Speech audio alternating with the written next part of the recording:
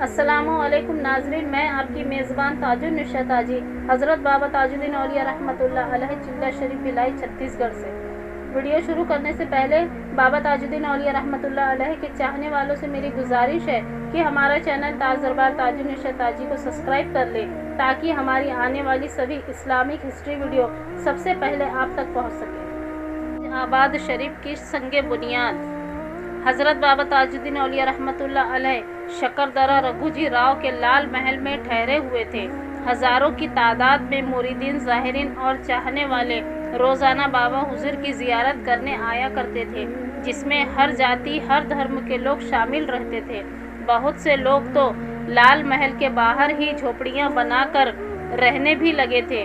لال محل کے مہاراجا کی طرف سے سبھی زائرین مریدوں کے لیے اچھا انتظام کیا جاتا تھا۔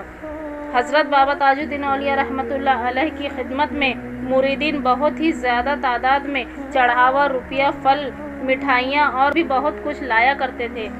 اس میں سے مٹھائیاں تو روزانہ ہی لوگوں میں بانٹ دی جاتی تھی، اور کپڑا سال بھر جمع کرنے کے بعد سال میں ایک بار رمضان کے مہینے میں بانٹا جاتا تھا، اور نقد روپے پیسے میں سے ایک حصہ بابا حضور کے ماموں جان کے بیٹے کو مل جایا کرتا تھا، اور بچے ہوئے پیسوں میں سے بابا حضور کے خادموں کو دیا جاتا تھا، اور کچھ بچی ہوئی رقم بابا حضور کے لنگر اور نیاز میں شامل کر لی جاتی تھی۔ حضرت بابا تاج الدین اولیاء رحمۃ اللہ علیہ، جنہوں نے اپنی ساری زندگی کسی بھی انسانوں میں بھید بھاؤ کیے بنا گزاری اور صرف انسانیت کی خدمت کرتے رہے، ان کے لیے کچھ مسلم آدمیوں نے مل کر ایک کمیٹی بنا دی، جن کے ادھیکش نواب نیاز الدین خان اور سچیو شریف خان تھے۔ اس مسلم کمیٹی نے شکردرہ لال محل کے راجا پر مقدمہ دائر کر دیا۔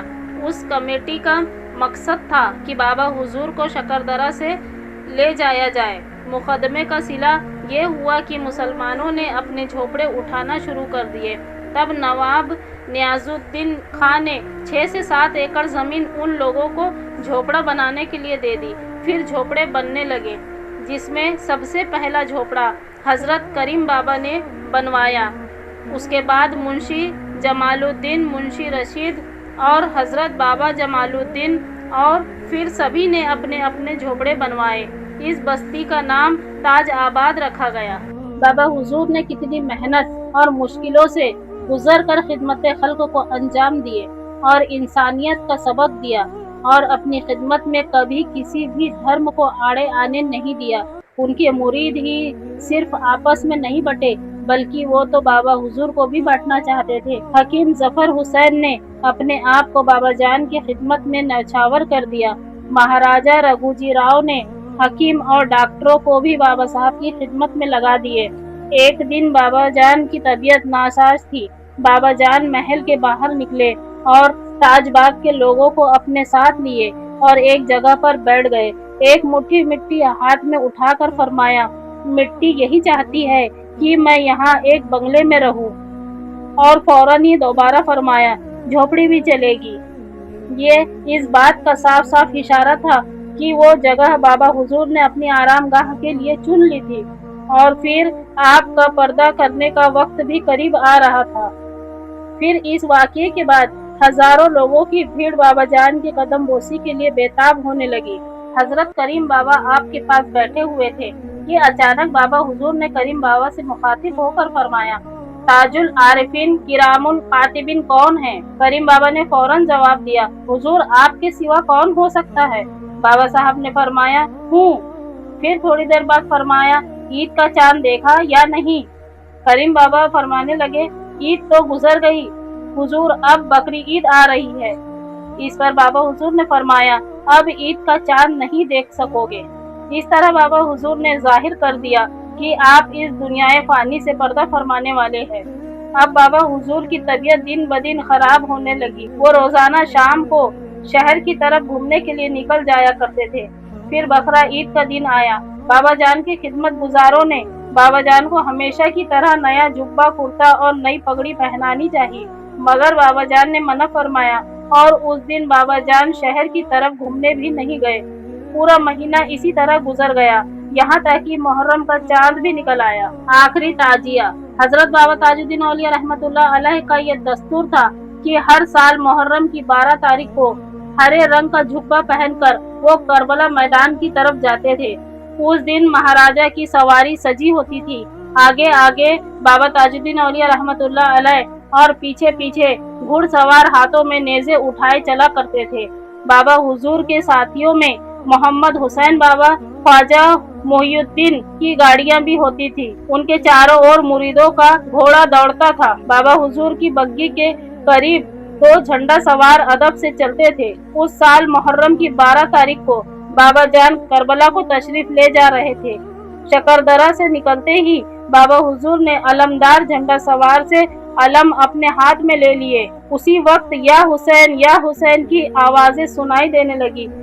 बारी बारी से लोग बाबा साहब की कदम बोसी के लिए आने लगे। सभी लोग बाबा जान की जियारत करके झूम रहे थे और बाबा जान अशआर पढ़ रहे थे। इस तरह करबला जाकर बाबा हुजूर वापस हुए। यह अगस्त 1925 ईस्वी का दिन था। फिर 15 अगस्त 1925 को बाबा जान को तेज बुखार चढ़ा। शाम तक पूरे नागपुर में बाबा जान की तबीयत बिगड़ने की खबर फैल गई। इधर बाबा जान के डॉक्टर, हकीम, वैद्य अपनी कोशिश करने में लगे हुए थे, कोई कसर नहीं छोड़ रहे थे, मगर बाबा जान की तबीयत में कोई सुधार ही नहीं दिखाई दे रहा था, क्योंकि बाबा जान खुद कई बातों से इशारा कर चुके थे कि अब उन्हें इस दुनिया से विदा होने का वक्त करीब आ गया है। मगर उधर सारे मुरीदों के दिल धड़क रहे थे।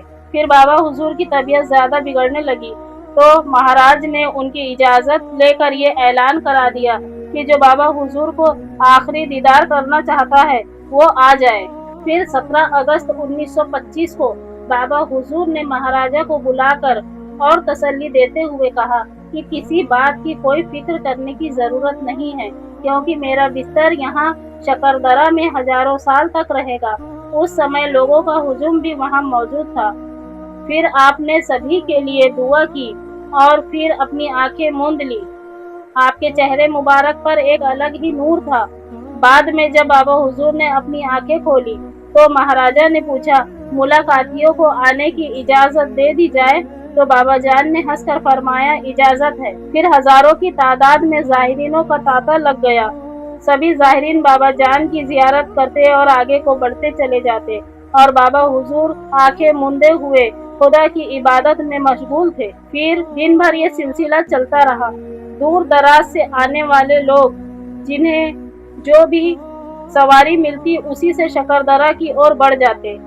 धीरे धीरे शाम का वक्त हो चुका था। दिन भर का थका हुआ सूरज पश्चिम की तरफ बढ़ने लगा। उस समय सूरज की रफ्तार भी सुस्त हो गई। अचानक बादल छा गए और माहौल उदास हो गया। बाबा हुजूर ने अपनी आंखें खोली तो सामने महाराजा दोनों हाथ जोड़े हुए खड़े थे। उनकी आंखों में आंसू थे। उसी वक्त बाबा हुजूर उठकर बैठे और धीरे से फरमाया, क्यों जी बड़े होकर रोते हो? इतने में ही सीलाल कोचवान बोले, हुजूर हम कहाँ जाएंगे? उनकी ओर देखकर बाबा हुजूर फरमाए, हूँ जी, तुम तो हमारे आगे आगे ही रहोगे।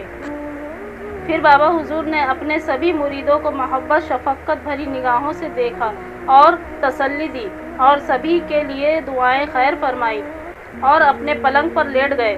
फिर एक खटकार सुनाई दी और बाबा हुजूर की रूह मुबारक परवाज हो गई। 17 अगस्त 1925 शाम 7 बजे हजरत बाबा ताजुद्दीन औलिया रहमतुल्लाह अलैह पर्दा फरमाए। उस वक्त उनकी उम्र मुबारक 66 साल 6 महीना और 21 दिन थी। फिर जनाजे की तैयारी। बाबा हुजूर की पर्दा फरमाने की खबर शहर में फैल गई। कोहराम सा मच गया। हर शख्स फूट फूट कर रोने लगा। शकरदरा में यूं तो पहले से ही काफी लोग जमा हो चुके थे। पर्दा फरमाने की खबर सुनकर और भी हजारों की तादाद में हुजूम बढ़ता चला गया। बाबा हुजूर को देखने के लिए लोग टूट पड़े। महाराजा बहादुर की ख्वाहिश थी कि बाबा का मज़ार मुबारक उनके महल के अहाते में ही बने, लेकिन मुकदमे की वजह से झगड़ा बढ़ सकता था। जो लोग बाबा हुजूर के हयात तैयबा में ही उन्हें वहां से ले जाना चाहते थे, फिर वो किस तरह गवारा करते कि बाबा साहब का मज़ार मुबारक महल में बने। यही वजह थी कि महाराजा चुप थे। बाबा के मुरीदों ने उस जगह की निशानदेही की, जहां की मिट्टी बाबा हुजूर ने सूंघ कर पसंद की थी और अपना बंगला बनवाने की ख्वाहिश जाहिर की थी। उसी वक्त जनाजे की तैयारी की गई। बाबा हुजूर के जिस्म मुबारक को गुलाब और इत्र के पानी से गुस्ल दिया गया। महल के बाहर दरवाजे से ही हजारों हजारों मुरीद आंखों में आंसू लिए खड़े हुए थे। ला इलाहा इल्लल्लाह की सदा के साथ जनाजा उठाया गया। जैसे ही जनाजा लाल महल के सामने वाले गेट में पहुंचा तो गेट में ही अटक गया। बहुत कोशिश की गई मगर जनाजा उस गेट से नहीं निकला। आखिर ये तय किया गया कि जनाजा महल के पिछले दरवाजे से बाहर लाया जाए और तालाब वाले रास्ते से जनाजा निकाला जाए। फिर सिरसा पेट, गांजा खेत, हथवारा, महल चौक और झंडा चौक होता हुआ ताज आबाद शरीफ लाया गया। इस जनाजे के साथ लगभग 40,000 लोग शामिल थे, जिसमें सभी हिंदू, मुस्लिम, सिख, ईसाई, लीडर धर्मों और सभी मत के लोग शामिल थे। पूरे रास्ते में जनाजे पर फूल और हार बड़ी तादाद में पेश किए गए। रास्ते के दोनों तरफ ही छतों पर औरतें और बच्चे खड़े होकर बड़े ही अदब और एहतराम के साथ गुलाब के फूलों की बौछार करते रहे। आसमान से भी हल्की हल्की बूंदाबांदी हो रही थी। शाम को जनाजा ताज आबाद शरीफ पहुंच गया। अमरावती के मुदर्रिस मौलाना मोहम्मद अली साहब ने जनाजे की नमाज पढ़ाई। मौलाना साहब का बयान है कि जनाजे की नमाज के दौरान उन्होंने बाबा साहब को जनाजे के बाजू में खड़ा देखा। 17 अगस्त 1925 रात 10 बजे बाबा हुजूर को मिट्टी दी गई। फिर 18 अगस्त 1925 की सुबह तमाम देश के लिए एक दिल दहलाने वाली खबर लेकर आई कि इंसानियत के रहबर और खिदमत खल्क करने वाली शख्सियत इस दुनिया से पर्दा फरमा गए हैं। कश्मीर से कन्याकुमारी तक और आसाम से बिलोचिस्तान तक पूरे देश पर गम का माहौल हो गया। देश से अलग अलग समाचार पत्रों में बड़े बड़े अक्षरों में प्रकाशित किया गया, जिसमें से कुछ की जानकारी इस तरह है। अखबार मदीना बिजनौर, आंध्र पत्रिका हैदराबाद, इवनिंग न्यूज़। नाज़रीन, उम्मीद है आपको आज की वीडियो ज़रूर पसंद आई होगी। हमारी वीडियो पसंद आई हो तो हमारे चैनल ताज दरबार ताजुल नुसरत ताजी को लाइक करें, शेयर करें और सब्सक्राइब करें, क्योंकि आप सभी बड़ी ही मोहब्बत और अकीदत से वीडियो को पूरा देखते हैं मगर सब्सक्राइब करना भूल जाते हैं। तो चैनल को सब्सक्राइब लाजमी करें। तो मिलते हैं अगले वीडियो में। अल्लाह हाफिज़।